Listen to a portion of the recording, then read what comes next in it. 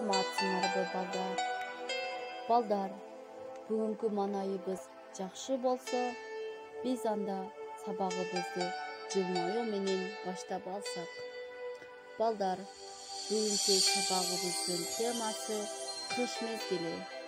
Балдар, кана ким айтат, 4 мезгилде канча ай бар? Албетте балдар, 12 ай бар. Балдар, айткылачы, 12 айда канча мезгил бар? Албетте 4 мезгил бар. Анда эмесе бүгүнкү темабыздын аты кыш мезгили. Кыш мезгили 4 мезгилдин бири. Балдар, айткылачы, кыш мезгили кандай мезгил? Ооба, азаматсыңар балдар. Кыш мезгили таптаза, сыртта суук, чырылдаган үндөр, жаш балдардын оюну, бардыгыбыздын жүзүбүзгө жылмаюу тартуулайт.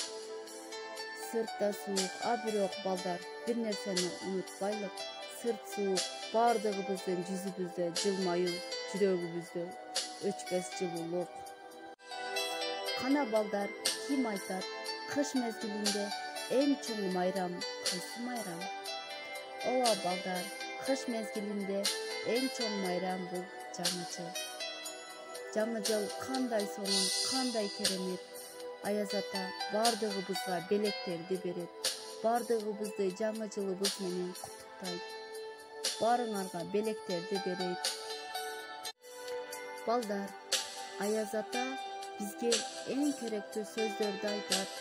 Жүзүбүзгө жылмаюу салат, жакшы сөздөрдү айтып, бизге өмүрүбүзгө өмүр кошот.